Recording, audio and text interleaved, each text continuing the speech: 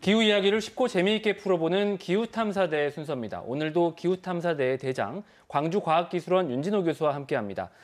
교수님, 오늘부터 본격적인 장마철에 접어들었다고 하고 이게 예년보다 조금 이르게 장마가 시작된 것 같습니다. 실제로 그렇습니까?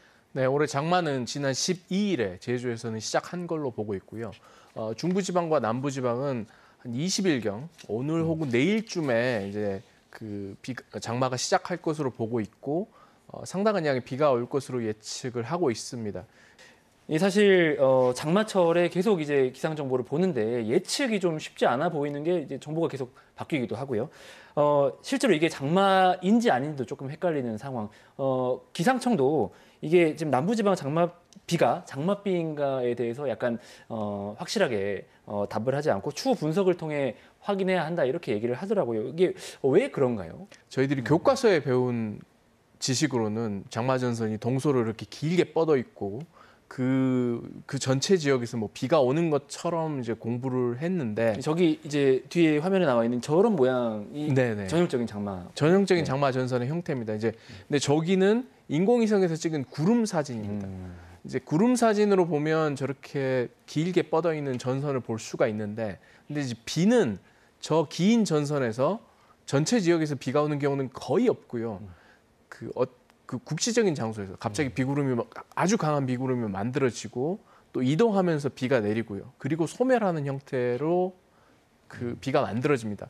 이제 그러다 보니까 저런 긴 지역에서 차분하게 뭐 몇 날 며칠 동안 비가 오는 그런 형태가 아니라 특정 지역에서 특정 시간에 많은 비가 강하게 내리고 또 그 비가 안 올 때는 또 무더운 날씨가 지속되는 그런 형태로 바뀌어가고 있고 점점 더 강해지고 있습니다.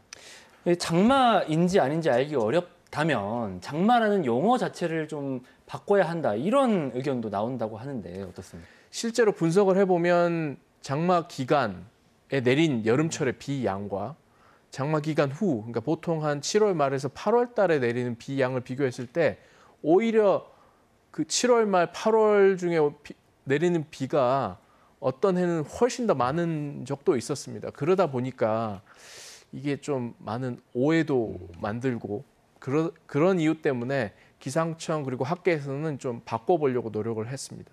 자, 바꾼다면 여러 가지 이제 안이 있을 텐데 우기라는 이제 용어가 나온다고 해요.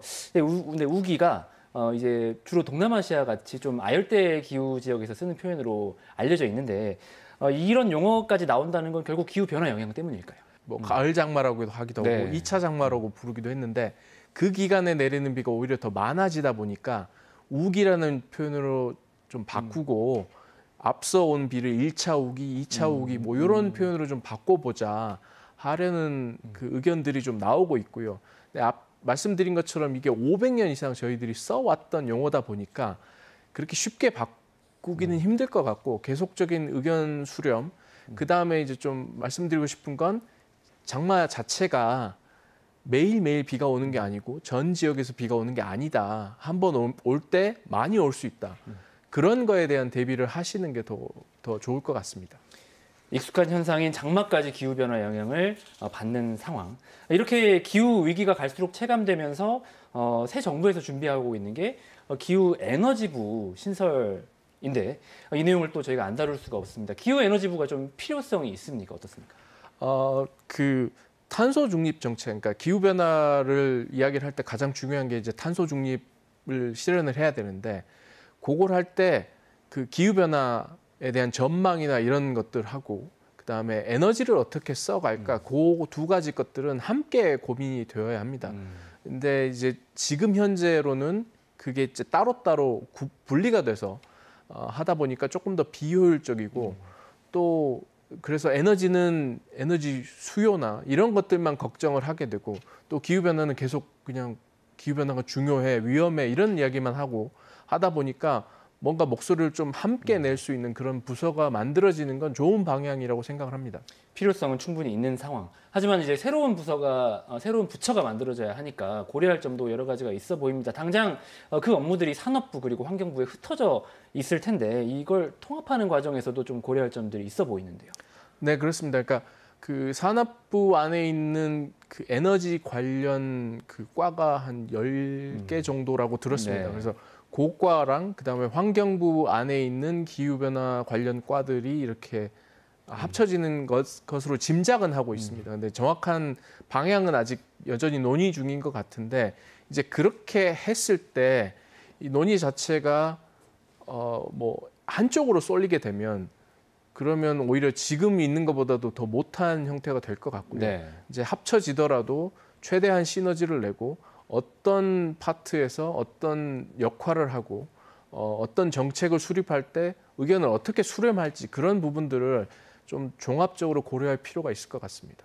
단순한 이제 1대1 결합이 아니라 조금 새로운 부처의 특성에 맞는 어떤 방안이 필요한 상황. 그리고 이제 위치도 좀 얘기가 나오고 있습니다. 전남에서는 신재생 에너지 관련 인프라가 집약돼 있다 보니까 전남에 특히 나주 혁신도시에 유치해야 한다 이런 의견이 나옵니다. 좀 필요성이 있다고 보십니까? 충분히 뭐 가능성이 있는 이야기라고 생각을 합니다. 물론 이제 그 앞서 말씀드렸던 그 환경부나 산자부가 이미 다 세종에 있기 때문에 네. 현실적으로 이걸 옮긴다는 게 또 다른 비용이 발생하긴 합니다. 이제 그런 현실적인 제약이 있긴 하지만 신재생 에너지라든지 그 다음에 뭐 지역 그 소멸이라든지 이런 거에 대한 대응 방안으로는 좀 함께 고려할 필요는 있을 것 같습니다. 알겠습니다. 아무쪼록 새로 출범하는 기후에너지부가 기후변화 대응 역할을 톡톡히 해주길 기대해야 되겠군요. 지금까지 광주과학기술원 윤진호 교수와 기후탐사대 함께했습니다. 교수님 말씀 감사합니다. 감사합니다.